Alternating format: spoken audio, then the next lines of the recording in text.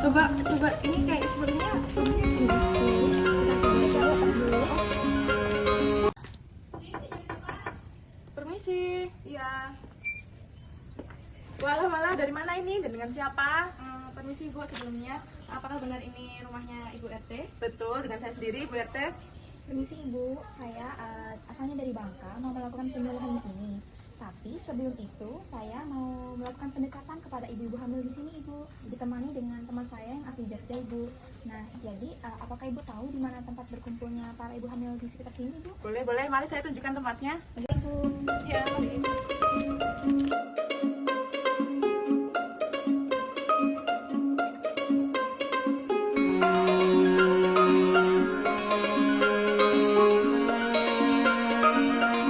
Untuk tempatnya, di sini ya Mbak, monggo masuk. Terima kasih Ibu. Terima kasih Ibu. Tahu nggak kemarin si Cece suaminya habis panen tahu? Iya tahu. Beli belut gak seberapa tapi bisa beli. Iya, uang dari mana? Aduh, Sudah nggak sih? Selamat sore ibu-ibu. Sore.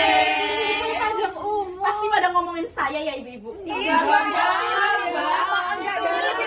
Saya bawa belut. Suami saya habis panen kemarin. oh udah digoreng ya ini. Enak ya Bu ya. Itu belutnya dari Amazon. Suami saya panennya di Amazon. Beneran, Bu. Selamat sore ibu-ibu.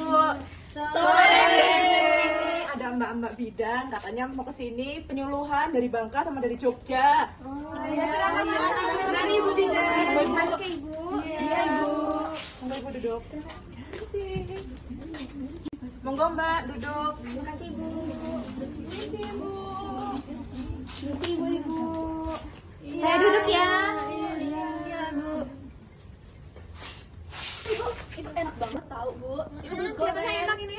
Kebetulan banget saya lagi kepengen banget sama belut. Makasih ya Cece. Iya sama Ibu. Nggak boleh makan belut. Iya tahu katanya tuh nanti anaknya kalau udah lahir susah diatur, licin kayak belut. Iya kak. Iya tahu. Udah lihat. Udah ini makan Bu. Nggak ambil ini. Ini makan. Jangan saya ya Bu. Makan Bu. Terima kasih Bu. Iya, makan ya Bu. Iya, ambil Bu.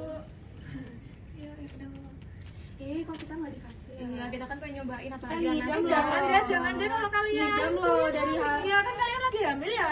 Ini udah itu nggak baik. nanasnya nggak masih baik gede banget itu nanasnya. Jangan, apalagi nanas itu nggak baik buat ibu hamil. Nanti keguguran loh Bu. Jangan, nggak usah deh, ya nggak usah. Ibu, ini loh udah 2025 masih aja percaya mitos. Gak zaman banget sih. Tapi kenyataannya Jadi gitu loh Bu. bisa saya kalau di daerah aku nggak bisa loh. Iya kalau di sini itu kan daerah pedesaan ya. Jadinya tuh mitos tuh masih sangat dipercaya di sini. Jadinya juga simpang siur yang perlu kita benarkan sih sebenarnya. Oh gitu. Iya. Enggak Bu, nanti saya makan daging aja. Saya mau makan pakai cobeknya biar ari-ari dijadiin saya besar. Nggak gitu tau Bu, nggak boleh ibu hamil tuh makan pakai cobek soalnya nanti anaknya jadi hitam. Aduh, ya Allah emang gitu ya Bu. Apa sih Tenang ibu-ibu, masalah ini bisa diselesain sama bidan yang udah hadir di sini. Silakan ditanya.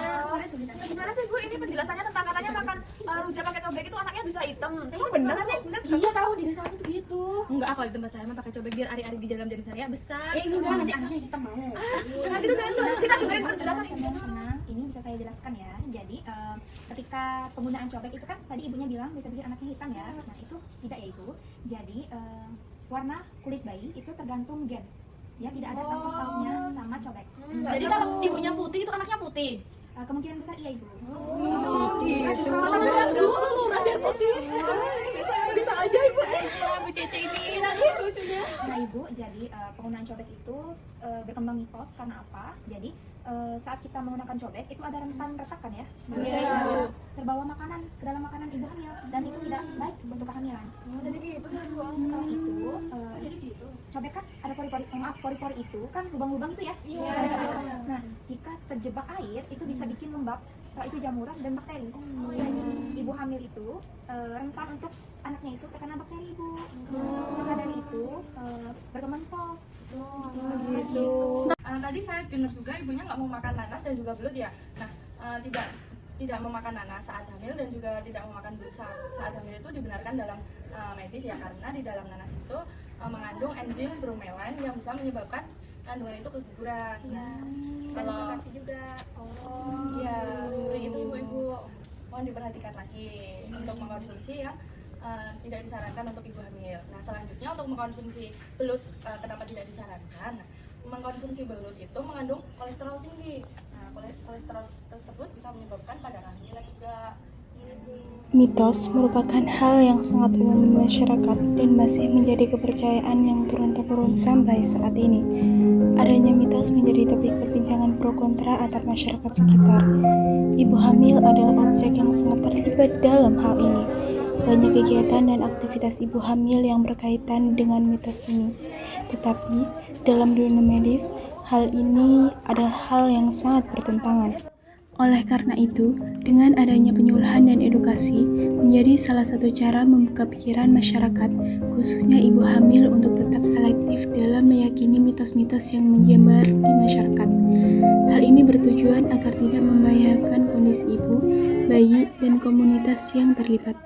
Karena pada akhirnya, tenaga medis adalah garda terdepan dalam setiap permasalahan kesehatan yang telah terjadi. Waktu yang diberikan sama ibu, dan semoga ibu-ibu di sini bisa menjaga kehamilannya dengan sehat. Bila nanti di ibu-ibu ada perlu konsultasi bisa menghubungi. Baik. Saya pamit dulu ya Bu bersama teman saya. Terima kasih Mbak Sarian. Mari. Sebagai generasi yang bijak, sudah seharusnya kita selektif dan adaptif dengan setiap perkembangan yang terjadi. Hal ini sangat penting agar kita tidak tertinggal dan terhambat dalam menciptakan generasi-generasi yang unggul dan berdaya saing global.